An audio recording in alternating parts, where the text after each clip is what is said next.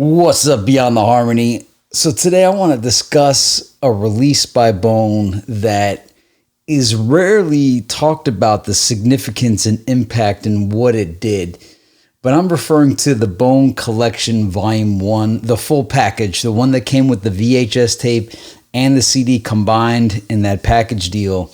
It just came out of nowhere. But this was the moment that I believe that Bone fans went from being spoiled to absolutely spoiled rotten.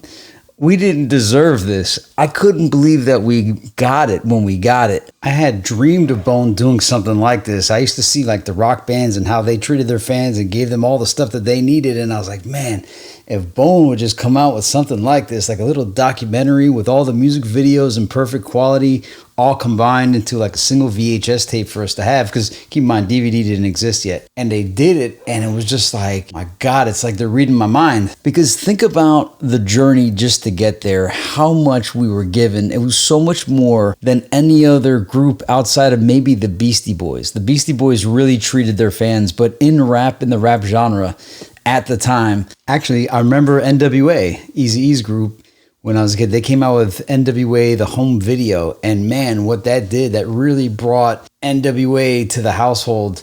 We got to see them raw and uncut. Two Live Crew did do a VHS tape too, and that was pretty awesome.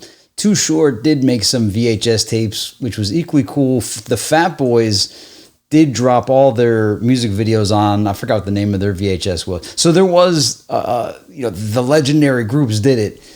I was just hoping Bone would do it. I didn't expect to actually get it, and I didn't expect them to pack a CD with the VHS tape. This was like the ultimate Christmas gift you could possibly give someone that year. But just to get an idea on why I said I wasn't sure if we deserved this or not, let me give you a rundown of this absolutely epic run. I don't think this was ever done before at the time.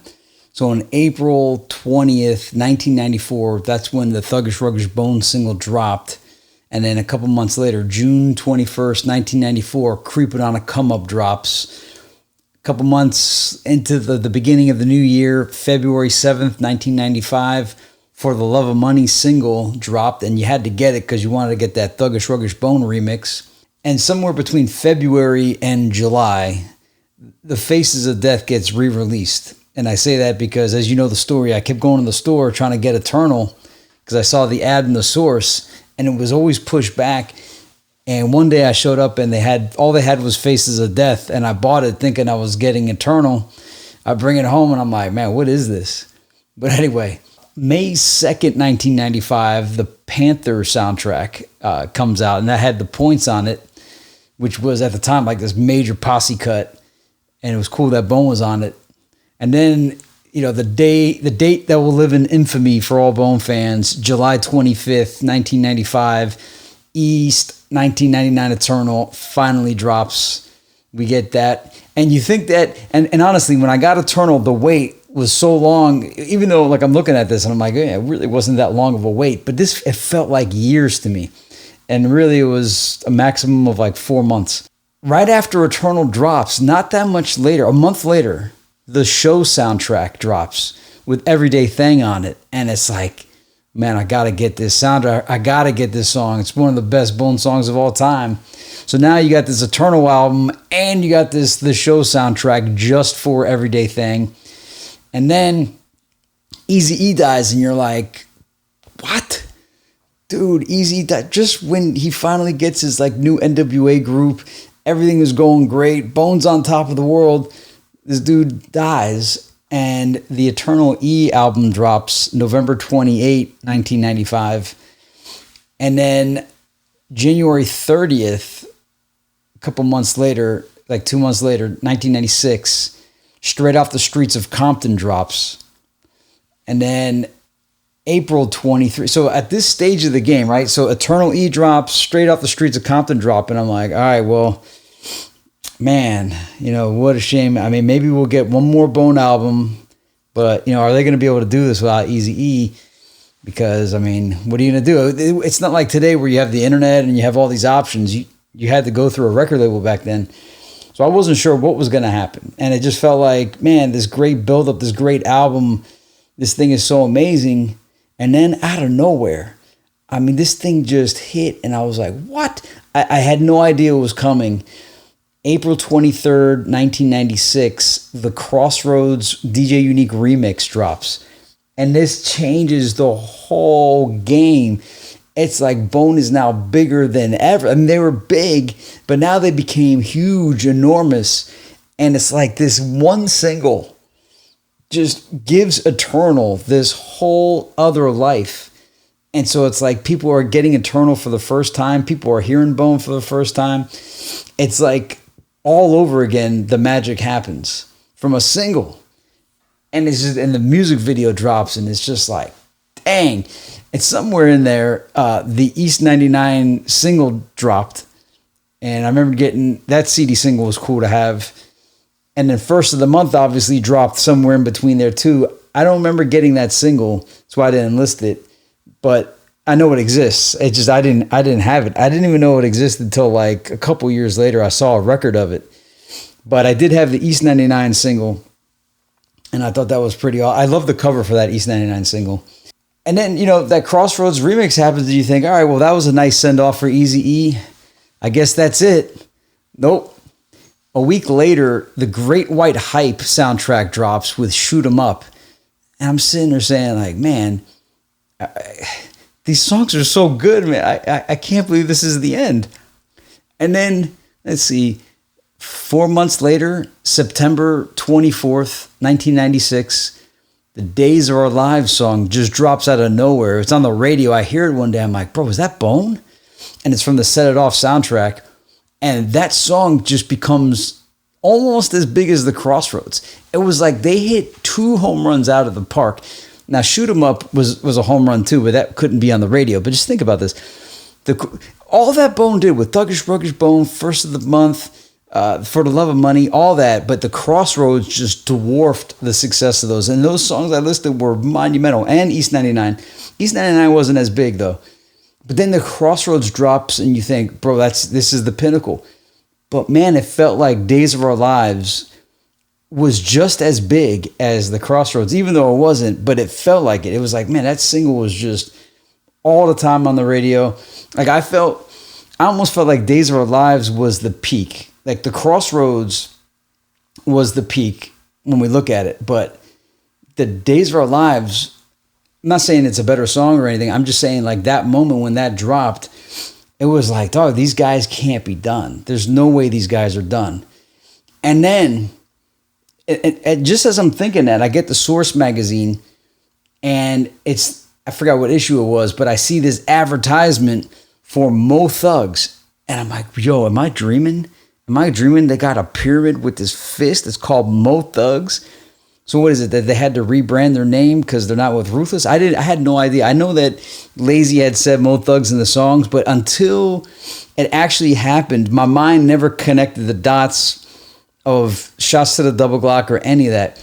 But when I got the CD, I was like, bro, you know the moment when you got this CD. You'll hear me talk about this again on another video. But when you pop that sucker, first off, the front cover was so amazing. But you pop that thing open and the disc with all the writing on it, and then you pull the disc out and you see Crazy Bone at the boards, and you're like, dog, this is one of the greatest photos ever taken. In the back with Flesh and Bone with the whole group behind him, all the Mo Thugs. So that dropped November 5th, 1996. And that was a significant day. I remember it. It was the election night. It was Bill Clinton versus Bob Dole. And not only did Mo Thugs drop that night, I think that was the night, it was either Snoop Dogg, the Dogfather, or Machiavelli, the Don Illuminati, dropped the same night. Or maybe they both dropped. Maybe all 3 dropped. And then obviously the singles for Thug Devotion and Trey came out. I don't remember getting the Thug Devotion single. I remember the Trey single. And then, as thrown off as I was by the realization and the reality of getting Mo Thugs and just having a whole new world open up to me, then, again, out of the blue, completely unexpected, and I didn't even know what to make of the album cover. November 19, this is 2 weeks later, THUGS Flesh and Bones solo album drops. It's like a full-length 17-track album. It's long. There's so many tracks on it. And this is on top of getting, in the same month, Mo Thugs, on top of getting Days of Our Lives. Like all of this is hitting, and on top of the shoot 'em up, on top of the Crossroads coming out of nowhere. So just when you think like 95, it was just Eternal, that's it. You get this Eternal album, Be Happy. You get like 2, almost 3 more albums out of nowhere, and I wasn't even expecting any of it. I was satisfied with Eternal, and they gave me all these singles, a Mo Thugs album, a Flesh album. I'm like, dog, I can't believe this. And then it kind of, if I remember correctly, I think it kind of like chills for a minute. And then I remember summer, like getting ready for summer break, and Look Into My Eyes comes out of nowhere. I wasn't ready for it. And at the time it was being billed for Batman Forever. I had no idea what was about to happen. I was like, cool, man, another soundtrack, man. Bone's just killing it on these soundtracks. But then, right as I get that, I don't even believe what I'm hearing. I hear that Bone's coming out with a double CD called The Art of War. A double CD called Art of War. I didn't believe it. Like, I heard people saying it. I'm like, there's no way. There's no way. There's no way. They dropped so much stuff already. How could they possibly drop a double CD? Are you kidding? And then it becomes true. I go there the first day just because I was in display. I'm like, there's no way. No way this could possibly be. And I go to, I can't remember if it was Circuit City or Blockbuster Music. I think it was the same store. I don't remember. But I get it, and they gave me the 4 The Source album magazine covers all combined into this big poster. I get the CD, the double CD. I see Tupac is on it. I'm like, dog, they got a song called Thug Love with Tupac. Are you kidding? So I get that, and then turns out, and I don't find this out till I wind up, I can't remember even when I got this, but the Southwest Riders came out. It was like E40 put it together. Somebody put it together. It's called the South Riders compilation album. It was a double CD, and the Graveyard Shift was on it with a song called Cop Stories. So I get another double CD, and I liked a lot of the tracks on that compilation. So here I am now with the Art of War double CD, Southwest Riders double CD, both completely unexpected. My mind is so blown. I am, and in addition to that, I'm trying to keep up with everything else amazing occurring in hip hop, whether it's the Outkast, ATLiens album, Machiavelli, and all the Tupac stuff that started dropping. I don't remember if Master P hit. I don't think Ghetto D came out yet, but I had TRU, True to the Game, and that was a double CD. Wu-Tang Forever dropped somewhere in there, a double CD. Biggie Smalls dropped a double CD in there somewhere. All Eyes on Me double CD dropped in there. So in addition to all this Bone stuff, we are getting like colossal albums from legendary artists. It's like, I'm thinking, what else could I have possibly done with my time to just listen to all these albums? But you think it's done there. No. Again, completely unexpected. I wasn't even asking for it, but September 9th, 1997, Too True drops, the new breed of female, with those tracks with Crazy and Lazy on it. And you're like, dog, and Ballers Flossing. And it's like, all right, I got to get this. And then you get that, and you're like, all right, now I got a Too True album.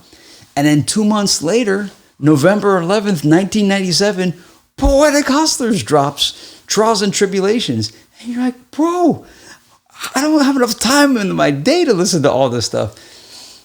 And then, just when you think all that's that, May 26, 1998, Mo Thugs 2 Family Reunion drops. And completely not expecting to get, I thought it was like a one and done with Mo Thugs. They drop a Mo Thugs 2, and it's even almost better than the first one, with bigger singles, arguably. Ghetto Cowboy, All Good, and Mighty Mighty Warrior. So I'm like, dog, I can't believe this is happening, bro. Like, what? Mo Thugs 2. Okay, got that now. And dude, Ghetto Cowboy was this moment in time. I know it's a corny song. I know Bone fans are like, whatever. But man, Ghetto Cowboy expanded Bone to people in ways that most Bone fans don't understand. I mean, the Crossroads is what everybody remembers that isn't a Bone fan. But Ghetto Cowboy, as I said, it was the first time I was at college and I saw a white fraternity perform Ghetto Cowboy at like a talent show. And I was just like, damn, Bone is this big. Because, Bone, as Bone fans, we know that Bone was never given the spotlight the way like Wu-Tang and Biggie and Nas and Jay-Z and all of them had the spotlight. But here I am, I'm at a talent show. So these guys could have done anything they wanted. And they did like a reenactment of the lyrics. And I'm just like, yo, Bone, this is it. Like this Bone is legit now, man. Then, and I know you're like, come on, bro. Bone wasn't legit when they won a Grammy. No, but I'm just saying, like, it broke boundaries that I hadn't seen broken yet. But we're not done. So July 7, 1998, once again, not expecting this, Small Soldiers drops, and it has War by a lineup that I think we've only seen once, Lazy, Flesh, and Wish, with a music video, high budget music video. And then, bro, just when you think it doesn't get any crazier, October 6th, 1998, the Heaven's movie drops. And you get the Thugs Cry music video, and it seemed like nothing, Nobody Could Stop Me. It felt like that dropped at the same time. I remember seeing them both very close to each other. Once again, blown away. In fact, when I saw the Thugs Cry video, I was like, all right, they're going to have to respect Busy at this point, man. This is the absolute perfect rap video ever, as far as what, rap fans say they want to see. You got Busy in the jumpsuit being escorted out. He's still got the cuffs on, and like the atmosphere, the design of that thing, man, that video was crazy. And the lyrics, people slept on that track, man. Bone fans didn't, but the rest of hip hop did. And then, so Heaven's movie drops, and at that point, I'm just like, all right, I got to catch my breath, because right at the same time, I think Eminem dropped with Hi, My Name is Slim Shady, so that was kind of a big moment. But then, so that was October with Busy's album. 2 months later, and I'm still blown away. I got a Busy album here. Didn't think I was going to get that either. So this becomes the moment here that we're all talking about. November 24th, 1998. The Collection Volume 1 package deal drops out of nowhere. Boom, here you go. The ultimate gift for a Bone fan. You didn't even think it was going to happen, and it happens. You get a VHS tape with the documentary, with all their music videos known at the time to date, and a CD with songs you hadn't heard before, like POD, remixes you hadn't heard before, and all the songs from the soundtracks except the show that you didn't have, plus the collaboration. Oh, dude, I forgot to even mention the Breakdown with Mariah Carey came out somewhere in between there. Notorious Thugs with Biggie Smalls comes out somewhere between there. I didn't even include those when I was so, dog, this period of time, Bone fans, the level of spoil, it's not spoiled. We're not spoiled.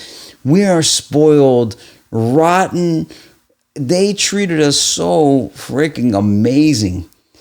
The quantity, nobody outside of No Limit from 98 forward got what we got. Nobody. I can't think of a rock group that, not Led Zeppelin, not Pink Floyd, not the Beatles. I don't think any group in history has given their fans the quantity at a time period where this wasn't happening.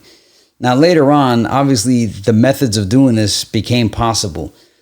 But from 94 to 98, this is not even the Beastie Boys did this. Not even Guns N' Roses did this. Nobody. Not even Too Short. Not even Snoop Dogg. Not even Death Row. Not even Bad Boy. Nobody. Nobody did this, bro. I mean, what was crazy is just think about it. Think about it. I listed all that. I forgot. It just slipped my mind. It wasn't one of the first things in my brain that Bone made that single Breakdown with Mariah Carey. That music video was all over the place. I think it was the number one. And the Biggie Notorious Thugs, like, that's how frigging epic 94 to 98 is, that I overlooked. And in fact, Notorious Thugs, I feel like, is a bigger song now than it was at the time. I mean, Bone fans loved it at the time. People liked it at the time, but it endured better than the majority of the collection. In fact, Notorious Thugs kind of endured more than Breakdown has. And just because it's fresh on my dome right now, and I know I'm skipping the chronology here because Resurrection's in there in between somewhere, but the thesis that we have is that the magic of 94 to 98, the ending of the timeline as we know it, the nexus point, the real Crossroads. The Crossroads wasn't when Eazy-E died. The Crossroads was whatever happened after Mo Thug 2, in between Thug Mentality and Mo Thug 3. Mo Thug 3 starts the new timeline. But between Mo Thugs 2, Thug Mentality 99, and Resurrection, those are the last 3 products they put out, which you would think, I mean, it's like 3 products is nearly every group's entire career. For Bone, this is like a couple quarters of a year.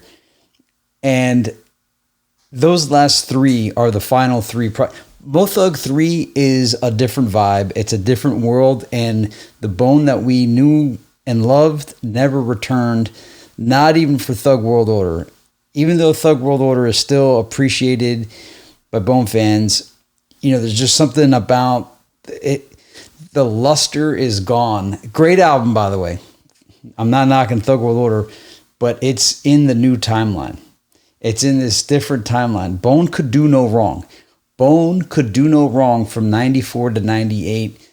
Top of the world. They had the spirit of art, the whatever it is, they couldn't do anything wrong. Everything they touched was platinum gold. And that's that part. That's the moment though.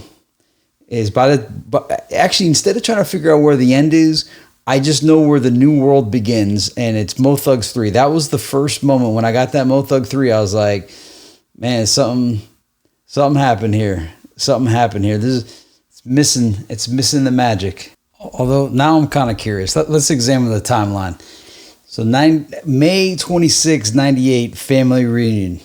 Now, when we interviewed some of the Mo Thugs, they said by the time that album was done, they were done. Like the love was gone at the end of that. And we could see it's kind of that way because Busy begins the solo quest. Although I didn't even mention this earlier, was when Set It Off, actually look into my eyes, that music video Busy was missing. So that's a part that Bone fans really don't take into account, that Busy was missing as early as 1996. When Look Into My Eyes video drops, he's not in it. If I Could Teach the World and Set It Off, or Days of Our Lives, Busy's not in those videos. That's a 96, 97. So Busy's already gone. You know what I'm saying? Like, Bone fans are just in denial about that. But, all right, family reunion, May 98. I'm still feeling the vibe. Ghetto Cowboys killing it. Heaven's Movies killing it. The Collection Volume 1, although that Collection Volume 1 was kind of like, once you start seeing compilations come out, that's when you know when things are starting to get packed in. And so that's why I was like, wait a minute, we're starting to see compilations here. That's not a good sign. Thug Mentality 1999, hey, double CD, couldn't believe it. I couldn't believe I was getting a Crazy Bone double CD. Are you for real, dog? 2 CDs. Man, they just keep giving it to. I mean, at this point, I'm starting to wonder, do I control the entire world? Everything I ever wanted and then some. Like, this is beyond what I could ask for. I felt like I was asking for too much. Like, I was getting too much. I wasn't even asking for this. I was receiving too many gifts. I was like, can this be for real? First off, the Art Award double CD blew my mind. This collection with the VHS tape blew my mind. Thug Mentality 1999, my favorite guy in the group, Crazy Bone, double CD. Oh my gosh. And then they come out with BT&H Resurrection, which really threw me off, because in my mind, here's what I'm seeing. I'm seeing, all right, we got the Collection Volume 1, right? We got Busy doing Heaven's Movie, Crazy doing Thug Mentality 99. It seems these guys are like, all right, it was fun, but now we're all going to be our own artists. I had seen this happen with New Edition. New Edition first, Bobby Brown leaves the group, and then Ralph Tresvant leaves, Johnny Gill comes in, Belle Biv DeVoe break off and do their own thing. And Belle Biv DeVoe, in ways, was actually bigger than New Edition if you look at it in a certain way. Because I think the album of Poison, I think, sold like 4 million. And I think the New Edition albums only went double play. I don't know. I got to look that up. But seeing it with New Edition, I just kept thinking, I was like, man, is this going to be the same thing with New Edition? They came out with that album. Crazy was only on 9 tracks. You start to see all these camps growing, the Seventh Sign, the Mo Thugs, and then Mo Thugs is now Thug Line. So everything is just getting fractured out. And then Fleshbone is in jail at this point. Is he in jail? No, he's about to go to jail at this point. So I'm just like, the reality was, I was like, man, this was the greatest run ever. And that was just the year 2000. I was good if I didn't get anything else ever again. Like getting Thug World Order, I was like, wow, they got back together again. This is great. When I got the Resurrection, though, I was like, man, the instrumentals are better than ever. The whole album, there's not a single bad song on the album, but just it felt like something was missing. The album felt way too rappy, felt too hip-hoppy. And then, as I said, Mo Thug 3, though, that was way too rappy for me. I was like, these guys fell out of their lane. They, for whatever reason, they want to be rappers now.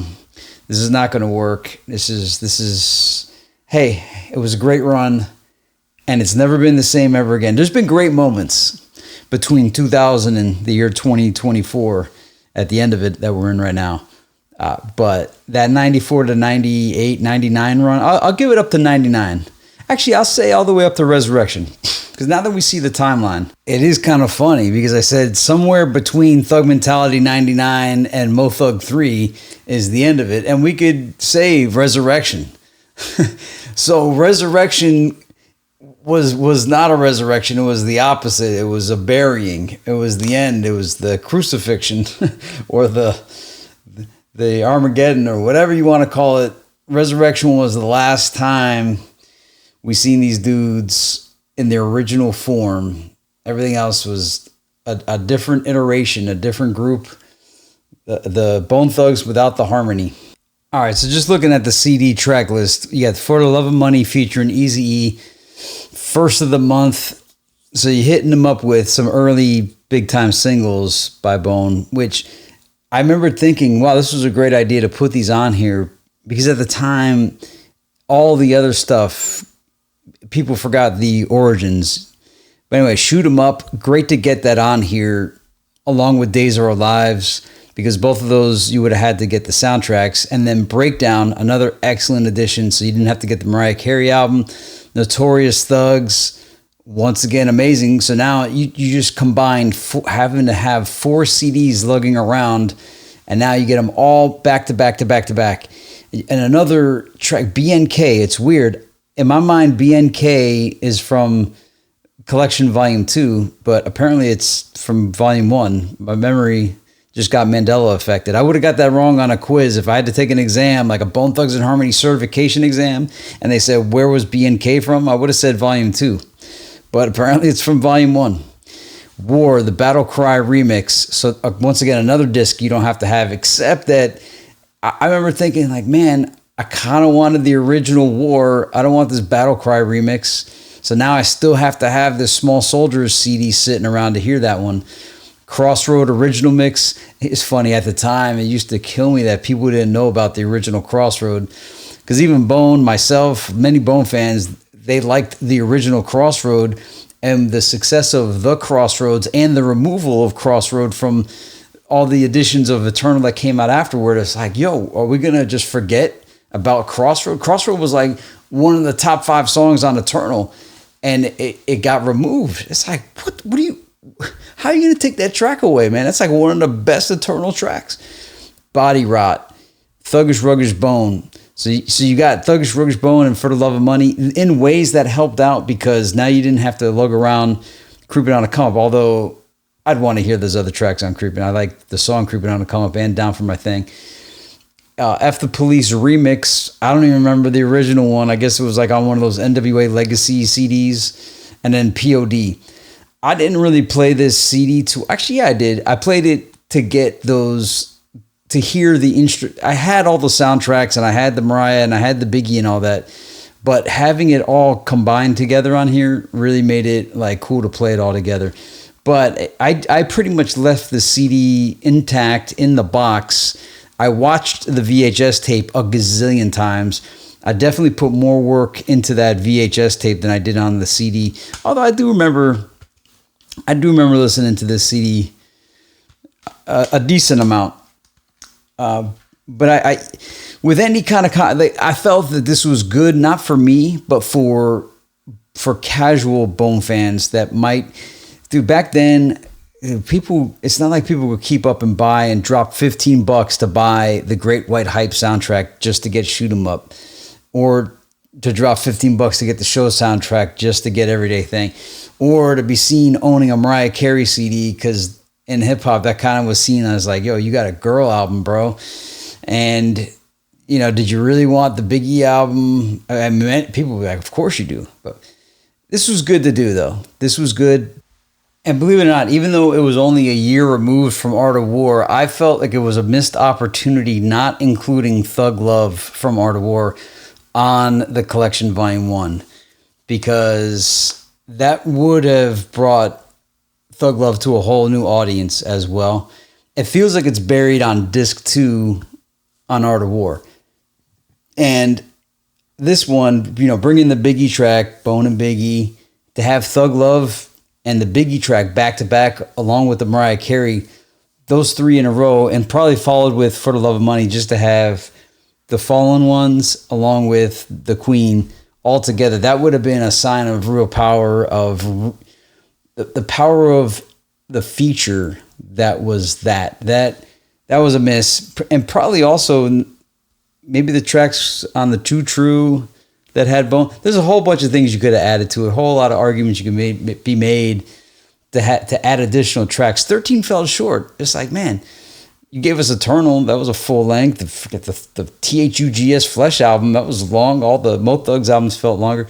This felt, 13 tracks. I felt like, why didn't you put anything else? But nonetheless, great product. People are much more sophisticated when it comes to consumption of music now and knowing intricacies and nuances. But that was not the case in 1998 when this dropped. And I saw the value of this. I saw a tremendous value in Volume 1. In fact, I think a lot of people even, theorize that something like this should exist to combine all the soundtracks together. It didn't get them all. Like, dude, the killer app on this would be if Everyday Thing was on this collection Volume 1. I think that's why I'm like, when I got it, I was just like, yo, you got it all right, but you didn't put Everyday Thing on here. What are you doing? What are you doing? How did you miss the most important one? I think I also thought Player Hater would have benefited being on here. Not everybody got the THUGS album, and Player Hater was buried at the end. So even if you knew the song was there, you might not want to have cycled all the way to track 16 or whatever it was to get to it. Although I used to just hit, my CD player allowed you to go backward. But regardless, inconvenience for people will cause people to not do things because people are lazy. Not me, but people, I've seen it. Player Hater would have benefited. People, if that would have been on this collection, people would have thought it was a new Bone song. But nonetheless, I'm not knocking it. I was thrilled to get it. That was my thought at the time, though. It's just like, dog, why is it not on here? Why did they leave this out? like, I got this collection Volume 1 now. It made the world make sense.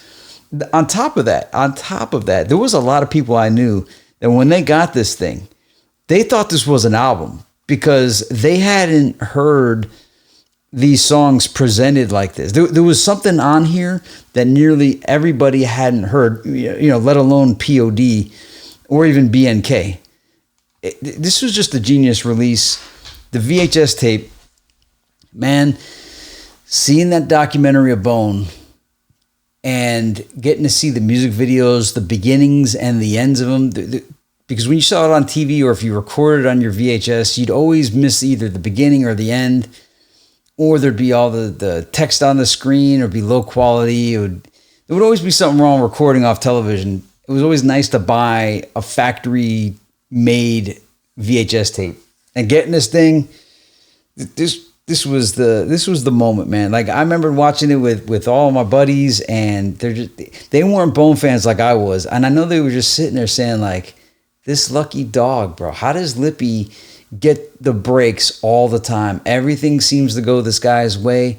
This freaking group, Bone Thugs-n-Harmony, everybody at school clowns Bone, but somehow Lippy likes this group, and they made this box set VHS tape and a CD with special packaging. Like, Bone's literally got a box set now. And that was, at the time, that was the sign that you were like the upper echelon of music, because like Madonna had a box set, Prince had a box set, I think U2 had one, Michael Jackson's, there was like a history version that was enormous. Janet Jackson, there was like a special edition of the Janet album. There was I think like a Use Your Illusion 1 and 2 special version for Guns N' Roses. Pink Floyd had a gazillion of these box sets. The Beatles had one. Pink Floyd had different types of box sets. So like, if you had the box set, and who was it? Aerosmith, or maybe it was Van Halen. Kiss had like this box set. So the box set, even though this wasn't a box set, the box set means it's like all your songs all combined. But this was even better. It came with a VHS tape at a time when we needed something like that. So what I'm saying is, with this video, this went off. I didn't intend this to happen. I just wanted to say, most Bone fans don't realize the impact that this collection volume 1 had, because at this point, this was where we got spoiled forever after. And this may be one of those pinnacle points, because I think what the timeline showed is that this was kind of the end of the group and beginning of the solo eras. And this collection, we didn't ask for it. It's exactly what we wanted and needed. We needed all that stuff. Oh, wait. By the way, go ahead and tell me all the things in the comments that I forgot. For instance, the Gold album, Race Against Time, Battle Cry, and the track with the Mo Thugs. I missed so many things. I mean, as much as I listed, I know there's a gazillion other features and things I forgot to list. But dog, how long do you want this video to be? Aggregated into a single disc, because 1998 was when I got my first CD burner. It was a 4X burner. I had made a CD, but I had to go to like a store to burn it. But burning CDs wasn't a thing yet. It was just about to become a thing. And that's why this had such value at the time. Same with like compilation albums. All of it had value. You could make a cassette tape of stuff, but tapes never sounded as good as CDs. Regardless, they spoiled us rotten with this thing. This is why Bone fans, I think, are the way they are, while we still collect to this day, while we still want so much from the group. They gave us, just think of this video. How much they gave us from 94, we'll say to 99, 98, 99, 2000, 94 to 2000, golden era, beyond golden era. The ultimate, could never be reduplicated. It doesn't matter how many solo albums they drop from here on out. I don't want to doom it. I want the golden era to return. I want the harmony to come back, all of that. But I'm realistic. At this point, I'm 45. Those guys got to be in their 50s. It was a great run. Whatever I still get, I just consider it as a bonus. They've dropped over 200 plus albums, 250 plus music videos. Beyond the harmony, as much as we've done, I have so many pages of material, videos to drop. Just think, this one is over 30 minutes long on a single album, and all the things that spawned out of it. What an amazing history of just those years. And what we want to do also is to kind of commemorate everything that's happened afterwards, because I think the last 25 years, from 2001 to 2024, I guess it's 23 years or 20, however you slice it, fans don't appreciate what's happened in the last 24 years. And there has been a lot good that's happened. Was it as good as 94 to 2000? No, not even close. Nowhere near. 94 to 2000 is like a once in a lifetime thing.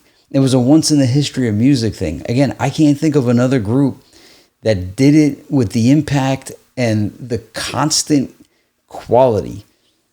96, 90, or 94, 95, 96, 97, 98, 99, 6 years, 7 years. So it's a 7-year thing, 94 to 2000, 7 years of just absolute perfection. If you put them on a track, you're going to get sales beyond. So an amazing 7-year run, but let's not forget the other 23 years, because it's been a great 30 years. Let's just take a quick look at this special thanks. So it says, special thanks first and foremost, God, to the late Eazy-E and Notorious B.I.G. No Tupac, though. That's interesting. To the late Eazy-E and Notorious B.I.G., but then it goes to Mariah Carey, Yella, DJ Unique, Kenny McLeod, L.T. Hutton, Damon Elliott, E.A. Ski and CMT, Stevie J, Brian Turner, Marvin Watkins, Priority Records, Sylvia Rohn, Elektra Entertainment, Columbia Records, Gerald Busby, Bruce Walker, DreamWorks, Sean Puffy Combs, Bad Boy Entertainment, Damian Young, a.k.a. D. Young for Baby Ree, Hey Ruthless Staff, Christine Schultz, Suzanne Baptiste, Vicky Hall, and the Epic Staff, David Burns, Esquire, Loeb and Loeb LLP, Madeline Smith, Mark Spire, Songwriter Services. That's interesting, right? Songwriter Services, Aaron Connor, Peter Dokas, Rice, Spicer, Dave Bett, Radio Mix Jocks, Retail, Mom and Pop Retailers, Hip Hop Zines, Magazines, and all the fans for your continued support. Oh, okay. I think we could put the Songwriter Services thing to the end. At the very top there, it says clearances by Madeline Smith and Mark Spire for Songwriter Services. So I guess that's where you go to get the stuff cleared. And, I guess Def Jam didn't want to give the rights to Everyday Thang for them to use on it. And I think I said enough on this topic. Anyway, Merry Christmas, Happy Hanukkah, Happy Kwanzaa, Happy Holidays, whatever ones I left out, happy those two. May the force be with you. On behalf of everybody at Beyond the Harmony, by the way, my voice is messed up. I'm getting over food poisoning. So if you're wondering what's the deal with the breathing and all that, yeah, not feeling so good. But on behalf of everybody at Beyond the Harmony, Cecil West, Matt Weaver, RC Thugster, Jordan Corey, I am Jonathan Lippy, and I hope you guys enjoyed this trip through that golden era of Bone. And we will see you next time. Beyond the harmony for the fans we celebrate.